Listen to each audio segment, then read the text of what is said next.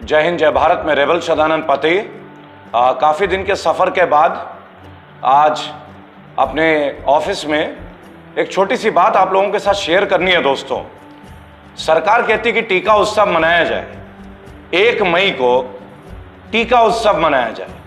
अरे जब टीके हैं नहीं तो उत्सव कैसा?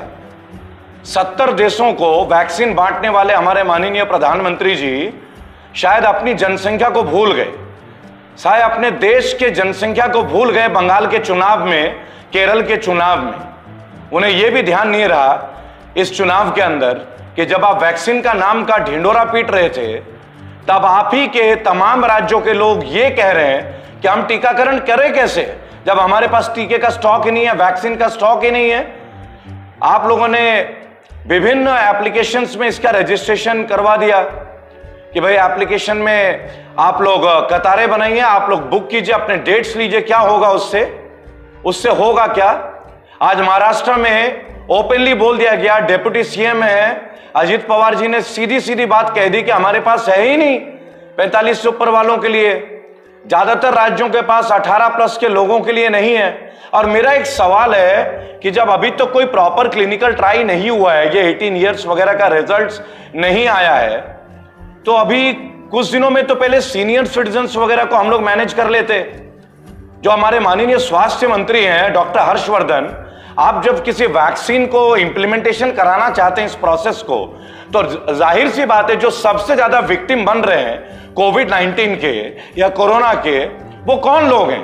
वो वही लोग होंगे जो अबव 55-60+ के लोग। ज्यादातर मैक्सिमम केसेस में देखा गया है कि सांस लेने की दिक्कत उन लोगों को हुई जिनको एस्थमा, हार्ट की डिजीजेस हो या क्रॉनिकल डिजीजेस हो, क्रॉनिक डिजीजेस जिसको बोलते हैं। लेकिन जब आपके पास स्टॉक ही नहीं था तो आपने ये टीका उत्सव कैसे डिक्लेयर कर दिया 1 मई 2021? यानी ये भी एक जुमला बन के रह गया है। दोस्तों, गुजरात में 18 लोग एक्सपायर हो जाते हैं, डेड कर जाते हैं कोविड के अस्पताल में आग लगने की घटना से। आखिर गुजरात में किस तरीके का काम चल रहा है? पिछले साल आपने देखा था एक बिल्डिंग में आग कैसे लगी थी गुजरात में। गुजरात में अहमदाबाद की स्थिति भयावह है, लेकिन अभी कोविड-19 के जो रोगी हैं, जो पेशेंट्स हैं, जो अस्पताल में, वहां आग लगने के कारण 18 लोगों की मृत्यु हो जाना, क्या मैनेजमेंट है? आप तो कहते हैं Gujarat is very well manage, Gujarat model को पूरे इंडिया में लागू करना चाह रहे हैं आप लोग। अस्पतालों में बीमारी से तो मर ही रहे हैं, अब आग लगने से भी मर रहे हैं। यही हाल मुंबई में हुआ था अभी, जिसका रजिस्ट्रेशन कैंसिल हो गया था, वहां भी आग लग गई आईसीयू में, काफी लोग डेथ कर गए। देखिए, मैं एक बात पूछना चाहूंगा कि बहुत सारी चीजें आ रही है। अभी कह रही कि प्रेग्नेंट लेडीज को यह वैक्सीन नहीं लगेगा, तो मुझे एक सवाल है जो मैं जानना चाहता हूं, मेरे मन में जिज्ञासा है, करोड़ों भारतीयों के मन में यह बात की जिज्ञासा है कि अगर प्रेग्नेंट लेडीज को नहीं लगाया जा सकता तो बाकी जो लेडीज हैं उनको आप लगाते हैं, अनमैरिड लेडीज को, तो क्या कल को जब उनकी शादी होगी और जब वो अपने जीवन के नए कदम में जाएंगे, क्या उनको किसी तरह का प्रॉब्लम्स नहीं होगा? क्या क्लिनिकल रिजल्ट्स आए हैं क्या इस वैक्सीन के? क्योंकि इंडिया में बहुत जगह से रिपोर्ट आ रही है कि जिन्होंने भी वैक्सीन लगाया 2-3 दिन के बाद ही उनके अंदर तबीयत बिगड़ने लगी। मेरे पास स्वयं एक ऐसे इंसिडेंट आया है। सेंट्रल गवर्नमेंट के एम्प्लॉई हैं नीलेश ठाकुर, जिनके पिताजी को पिछले हफ्ता लगा और अभी वो एलएनजेपी दिल्ली में आईसीयू में एडमिटेड है और वो बहुत परेशान थे। दोस्तों, मुझे ये बात समझ में नहीं आ रहा कि प्रॉपर ट्रायल के पहले ही इतना सारा वैक्सीन का जो काम चल रहा है, अभी हम क्या सोचें? अभी रेमडेसिविर के बारे में बात चल रही है, कोवैक्सीन की बात चल रही है, कोविशील्ड के बारे में बात चल रही है। कई रिपोर्ट्स आए हैं जहां रेमडेसिविर से काफी सारे लोग एक्सपायर कर चुके हैं, हार्ट फेल हो चुका है। खुद रोहित सरदना की जो मृत्यु हुई है, यह अपने आप एक रहस्य बनता जा रहा है। इतने बड़े एक जर्नलिस्ट है रोहित सरदना, मैं उनके मृत्यु पे शोक प्रकट करता हूं। उनके परिवार वालों को मैं अपनी ओर से प्रणाम मैं भेजूंगा और मैं इस दुख की घड़ी में, संकट की घड़ी में उनके परिवार को बस यही दे सकता हूं, क्योंकि जिनके घर का चला गया हम क्या कहें, लेकिन वो भी कोरोना पॉजिटिव थे। अब तरह तरह की बातें आ रही हैं, मैं नहीं कह रहा, आप देख सकते हैं इंटरनेट में। ये जो वैक्सीन है और वैक्सीनेशन का पूरा प्रोसेस है, एक बात मुझे समझ में नहीं आ रही कि चाइना से ये चीज शुरू हुई, इटली में, यूरोप में इतना तेजी से ये फैला, संक्रमण बहुत बड़े पैमाने पे गया, तो वहां कैसे कंट्रोल हो रहा है? आज अमेरिका में कैसे कंट्रोल हो रहा है? कनाडा में कैसे कंट्रोल हो रहा है? How did Australia control, how did Australia manage कोविड-19?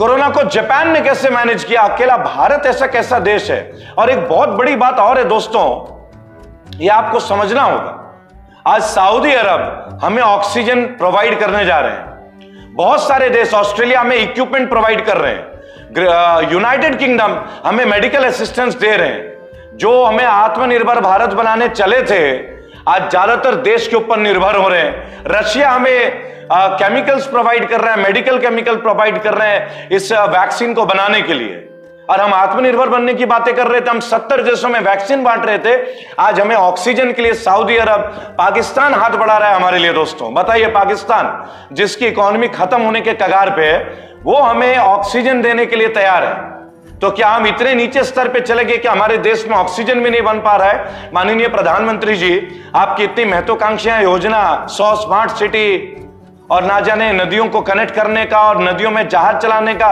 ये तो बड़े अजीब से मुंगेरी लाल के सपने हो गए। हम तो ऑक्सीजन नहीं दे पा रहे। मैंने बोला था बहुत दिन पहले, पानी बिका है, अब हवा भी बिकेगी, और वही हो रहा है। पानी बिक रहा था, अब हवा भी बिक रही है। काला बाजारी चल रही है, ऑक्सीजन के सिलेंडर 50-50 हजार रुपए में बिक रहे हैं। लोग 1-1 लाख में वैक्सीनेशन ले रहे हैं। आखिर ये क्या हो रहा है? और फिर आप कहते हैं कि टीका उत्सव मनाओ। जब आपके कंट्रोल में ही सब चीज है, तो ये बाहर ब्लैक मार्केटिंग कैसे हो रही है? अहमदाबाद में लोगों ने 1-1 लाख रुपए देके खरीदा है। आपके पास रिपोर्ट है, आप भी यूट्यूब देखते हैं, गूगल, कोई मैं नहीं कहता, आप देख सकते हैं। दोस्तों, पूरा कोविड-19 को मैनेज करने के पीछे 5 राज्यों में चुनाव, और माननीय प्रधानमंत्री और स्वास्थ्य मंत्री को ऐसा लग रहा था जैसे ये बच्चों का खेल चल रहा है। प्रधानमंत्री जी ऑक्सीजन वगैरह के काम छोड़ के, स्वास्थ्य मंत्री जी इन काम को छोड़ के, प्रधानमंत्री जी अपने पूरे टीम के साथ बंगाल में घुसे पड़े थे, जैसे मानो वो पाकिस्तान से युद्ध लड़ रहे हो। बंगाल ना हुआ, बंगाल पाकिस्तान हो गया इन लोगों के लिए। बंगाल का किला फतेह करना है। क्यों भाई? बंगाल भारत का हिस्सा नहीं है? आज बंगाल में सर्वाधिक कल नोट किया गया कोविड के पेशेंट्स। ये किसकी गलत की वजह से हो रहा है? माननीय इलेक्शन कमीशन गूंगे बहरे हो गए। क्या आपको इलेक्शन को तत्काल प्रभाव से प्रस्तावित नहीं करना चाहिए था? उससे स्थगित कर देते आप। अगर ऐसा करते तो आज बंगाल की जनता भी सेफ होती। 5 राज्यों में लाखों की भीड़। दोस्तों, कहीं वैक्सीन नहीं है, लोग रजिस्ट्रेशन कर रहे हैं। ये जो एप्लीकेशन हैं, विभिन्न तरह के एप्लीकेशन, आप देख सकते हैं उस चीज को, लेकिन उससे हमें क्या बेनिफिट हो रहा है? और उसके बाद इतनी सारी रिपोर्ट आ रही है कि वैक्सीन लगाने के बाद किसी के हाथ का हिस्सा काला हो जा रहा है, नसें बाहर आ रही है, दर्द हो रहा है, सूजन आ रही है, कंटिन्यूअस फीवर आ रहा है। कई लोग वैक्सीन लगाने के बाद मर चुके, कई लोग। दोस्तों, मुझे लगता है उचित टाइम है कि माननीय स्वास्थ्य मंत्री हर्षवर्धन जी को पब्लिक के सामने आना चाहिए। ये तो वही बात है, मोदी जी आधी रात को आते हैं और कुछ ना कुछ घमासान करके जाते हैं। अब तो मोदी जी का टीवी पे आने देखने से ना हमारी दिल और आत्मा दहल जाती है कि फिर कोई मनुष्य खबर ना आ जाए।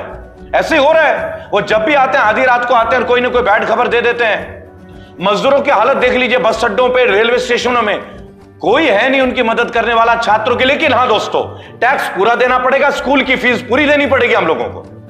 वहां माननीय योगी जी भी चुप बैठे हुए हैं। क्यों? क्योंकि एक छोटी सी बात है कि स्कूलों का फीस देना ही होगा। आमदनी नहीं है साहब, लोगों के रोजगार चले गए, लेकिन नहीं, कॉम्पोजिट फीस। उत्तर प्रदेश में कॉम्पोजिट फीस, प्राइवेट स्कूलों ने उत्तर प्रदेश सरकार के साथ पता नहीं क्या ऐसा गठबंधन किया है, कॉम्पोजिट फीस के नाम पे पूरी फीस ली जा रही है। आज सरकार बिल्कुल चुप बैठी है, कोई मदद नहीं कर रही है पेरेंट्स के, अभिभावकों के लिए। बच्चों का इंटरनेट का डाटा इतना महंगा, इंटरनेट इतना महंगा हो गया है, और ये सब कोविड-19 के दौर पे। दोस्तों, कोई मजाक तो नहीं हो रहा है ना? आखिर हम किस तरह का टीका उत्सव मनाएंगे जहां लोगों के नाम जो है वो सब जगह है? एक वो ऐप है, क्या नाम है उस ऐप का? आरोग्य सेतु। आरोग्य सेतु ऐप में आप कल देखिए, उसका सिस्टम क्रैश कर जा रहा है, सर्वर ले नहीं पा रहा है। इतनी बुकिंग है, 4-4 लाख, 5-5 लाख बुकिंग हो रही है। कहां से मिलेगा वैक्सीन? लेकिन बाहर जाइए, हर जगह ब्लैक में वैक्सीन बिक रहा है। यह भी नहीं पता कि डुप्लीकेट वैक्सीन है, ओरिजिनल वैक्सीन है। दोस्तों, उचित समय है इस सरकार को समझने की और जानने की। मैंने कभी किसी को भड़काने का प्रयास नहीं किया, लेकिन ग्राउंड लेवल पे मैं रहा हूं। आप मेरे फेसबुक में, इंस्टाग्राम में, यूट्यूब में, तमाम जगह आके देखिए। मैं शमशान घाट से लेकर, मैं उस शमशान घाट में गया हूं जहां लोगों ने अपने माता पिता को छोड़ दिया और हम उनका दाह संस्कार करके आए हैं। गलती उनकी नहीं है, गलती उस डर का है जो इस मीडिया ने लोगों के दिमाग में डाल दिया है। आज लोग अपने कर्तव्य से दूर हो रहे हैं। अपने आंखों के सामने अगर किसी को जुकाम हो रहा है तो हमें लग रहा है कि हम कोविड हो गया, हमें कोविड। अरे हो गया तो हो गया भाई, हो गया तो हो गया। उससे बाहर कैसे निकलना है, इसके लिए स्वास्थ्य मंत्री क्यों नहीं आते? मैं केवल एक बात बोलना चाहूंगा, भारतीय सरकार, केंद्र की सरकार पूरी तरह से विफल हुई है और अब आत्मनिर्भर बनना हमें सिखाने की आवश्यकता नहीं है। मैं इस वीडियो में सबसे अपील करूंगा कि वक्त रहते गर्म पानी पिए और धूम्रपान वगैरह का निषेध ना करें। यह मेरी एक रिक्वेस्ट होगी, हाथ जोड़ के विनती होगी। और दोस्तों, जो भी हमसे कमजोर है, कृपया करके उनकी सहायता कीजिए, जरूर कीजिए। मैं केवल एक ही बात आप सभी से कहना चाहूंगा, यह बहुत आवश्यक है कहना, बेहद आवश्यक है कहना। बाकी सरकार की नीति आज भी पॉलिटिक्स, बंगाल के चुनाव, केरल के चुनाव, तमिलनाडु के चुनाव, त्रिपुरा के चुनाव, असम के चुनाव, इसके अलावा केंद्र की सरकार की कोई इंटरेस्ट नहीं है। माननीय मोदी जी कभी सामने आके बात नहीं करते। दीदी, ओ दीदी, कलकत्ता में जाके केवल यही काम करते हैं। अब तो देश की जनता भी बीच भाजपा का जो मुखौटा है ना, वो सब देख चुके कि भाजपा ने हमारे साथ क्या किया।